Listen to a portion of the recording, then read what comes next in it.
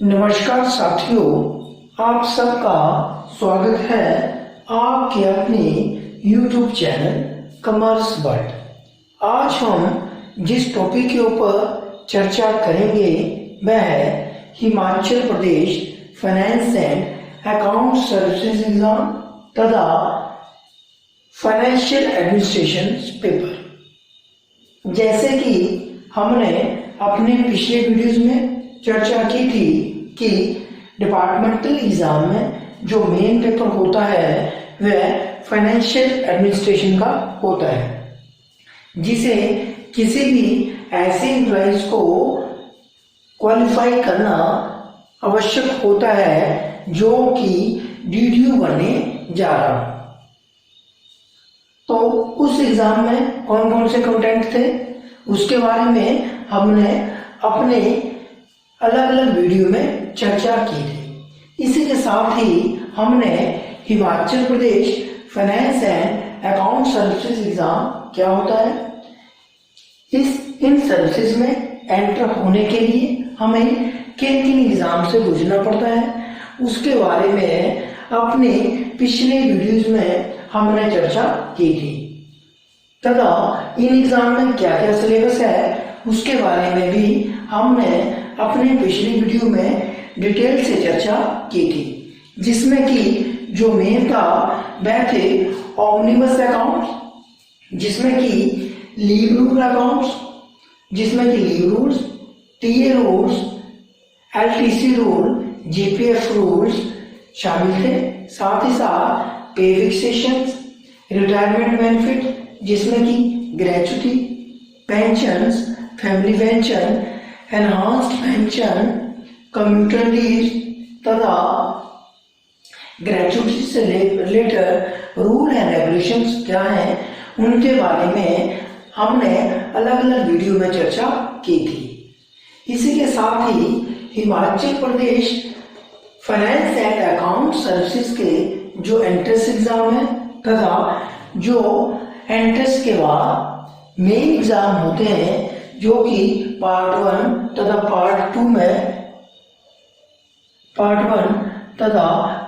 2 में कंडक्ट करवाए जाते हैं, उनके जो एसेंशियल कंपोनेंट हैं उनमें Himachal Pradesh financial rule 2009, treasury rule 2017, budget formation rules and regulations, basic Hindi and English जिसमें कि precis, letter writing, noting and drafting main content रहते हैं, वे Himachal Pradesh finance and account services exam के एसेंशियल कंपोनेंट होते हैं। अपने पिछले वीडियोस में हमने leave rules, TA, LTCA, pay fixation तथा रिटायरमेंट बेनिफिट के बारे में डिटेल से चर्चा की थी।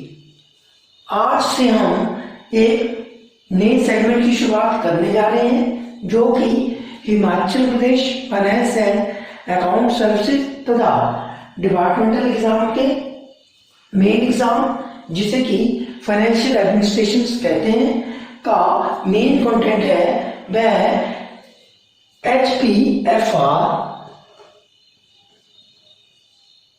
2009, हिमाचल प्रदेश फाइनेंशियल रूल 2009। आज से हम हिमाचल प्रदेश फाइनेंशियल रूल 2009 के बारे में डिटेल से चर्चा करेंगे। अपने आने वाले अलग अलग वीडियोस में हम हिमाचल फाइनेंशियल रूल के जो मेन कंटेंट हैं, मेन सब रूल हैं, उनके बारे में डिटेल से चर्चा करेंगे। हिमाचल प्रदेश में जितने भी फाइनेंशियल मैटर होते हैं उन मैटर्स को किस ढंग से डील किया जाए, ये सब हम हिमाचल प्रदेश फाइनेंशियल रूल 2009 में दिए गए रूल्स और सब रूल्स को ध्यान में रखते हुए करते हैं। अगर हम HFR रूल 2009 की बात करें तो सबसे पहले ये रूल 10 मई 1971 को, अर्थात जब हिमाचल प्रदेश को पूर्ण राज्य का दर्जा मिला 25 जनवरी 1971 के बाद 10 मई 1971 को हिमाचल प्रदेश के फाइनेंशियल रूल बनाए गए थे। उसके बाद इन रूल्स में 2009 में मॉडिफिकेशन की गई तथा तब से लेकर अब तक हर फाइनेंस के मैटर को इन रूल्स को ध्यान में रखते हुए ही हैंडल किया जाता है।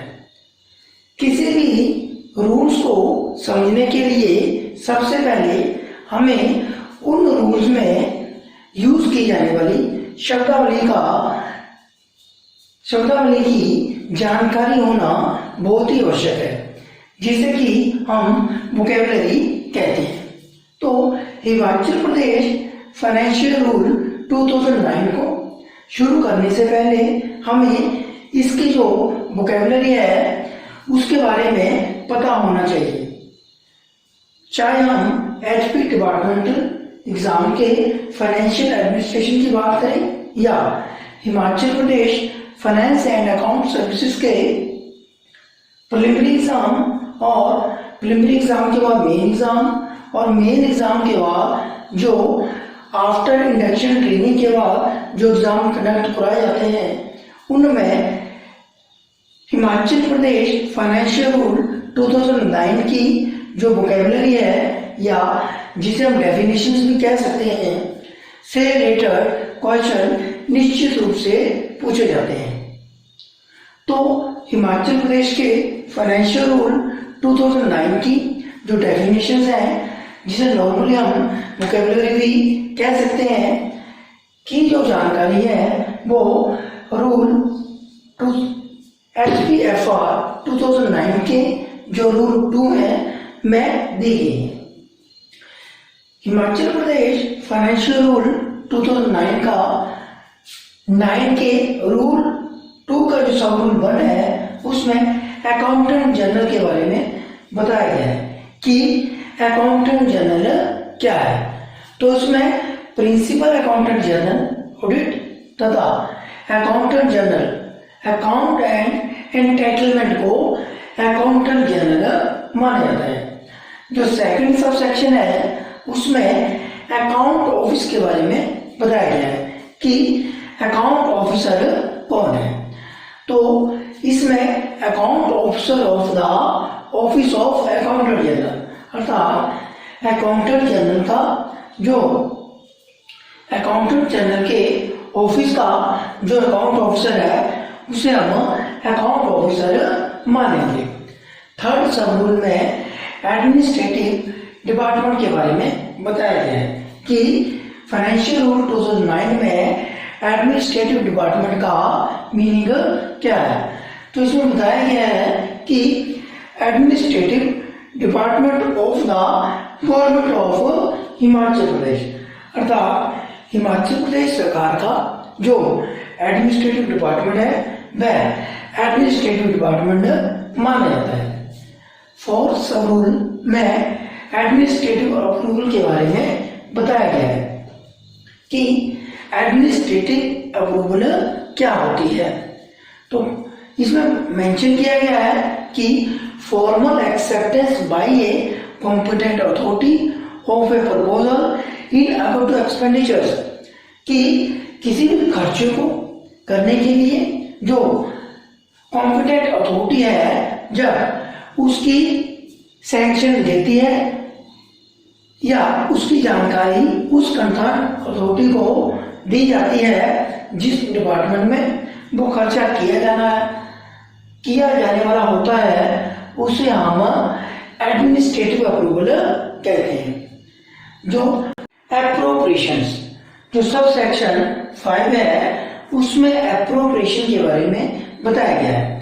तो एप्रोप्रिएशन का यहाँ पर मीनिंग बताया गया है assignment to meet the specified expenditures of a fund including in a primary unit of appropriation. It means कोई एक ऐसा काम जो पहले से चल रहा होता है, जब उस काम को पूरा करने के लिए हमें किसी और फंड की जरूरत पड़ती है तो उसके लिए हम जो अरेंजमेंट करते हैं उसे एप्रोप्रिएशन कहते हैं।